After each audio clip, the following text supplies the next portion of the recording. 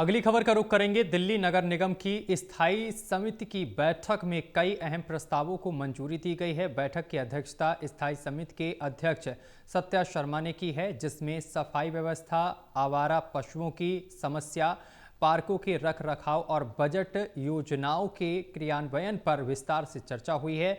दिल्ली में नागरिक सुविधाओं को बेहतर बनाने को लेकर बैठक हुई है।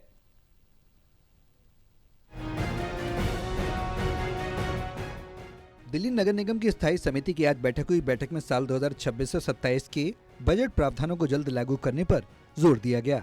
अधिकारियों को निर्देश दिए गए कि बजट में घोषित योजनाओं पर तुरंत काम शुरू किया जाए। जिन योजनाओं में टेंडर की जरूरत नहीं है, उन्हें प्राथमिकता के आधार पर लागू किया जाए। साथ ही एक सड़क एक दिन सफाई योजना, मटेरियल रिकवरी सेंटर की स्थापना, हर्बल पार्क निर्माण, योग प्रशिक्षण और ग्रामीण आवासीय प्लॉट को संपत्ति कर से राहत जैसे कई प्रस्ताव पर भी चर्चा हुई। देखिए, दिल्ली नगर निगम ने अभी इस बार जो बजट पेश किया है वो बहुत ही महत्वपूर्ण है, क्योंकि आज से पहले जब भी कभी वो कमिश्नर के थ्रू बजट आ रहा था, पिछले 2.5 वर्षों से ऐसा चल रहा था, ये प्रैक्टिस थी।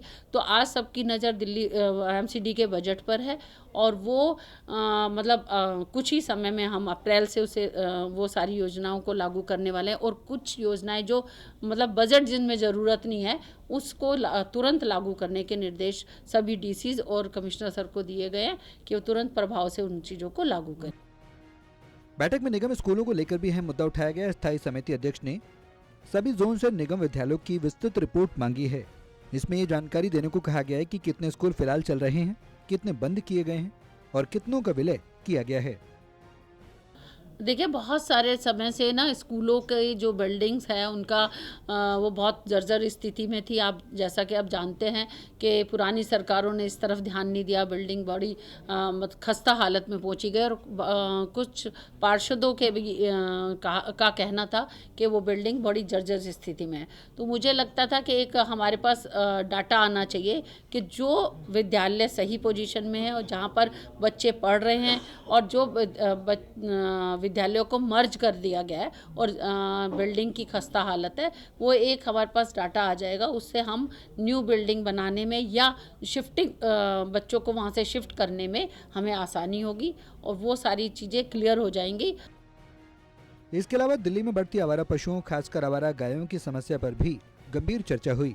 समिति अध्यक्ष ने कहा कि इस समस्या के स्थायी समाधान के लिए दिल्ली सरकार से बातचीत की जाएगी और गौशालाओं के लिए जमीन उपलब्ध कराने का अनुरोध किया जाएगा। डिपार्टमेंट को भी निर्देश है कि सभी जिन लोगों की डेयरी चल रही है उनकी सभी गायें या भैंसें उनको चिन्हित करें, उनका रजिस्ट्रेशन करें और उनको उनके वो कान पे एक टैग लगाते हैं उसको लगाए, ताकि पता चले कि वो एमसीडी से उन्हें परमिशन मिली हुई है या नहीं मिली हुई।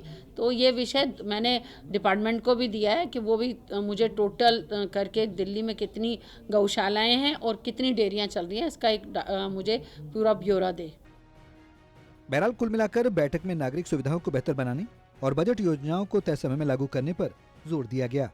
समिति अध्यक्ष का कहना है कि लापरवाही बर्दाश्त नहीं की जाएगी और सभी योजनाओं का लाभ जल्द लोगों तक पहुंच जाएगा।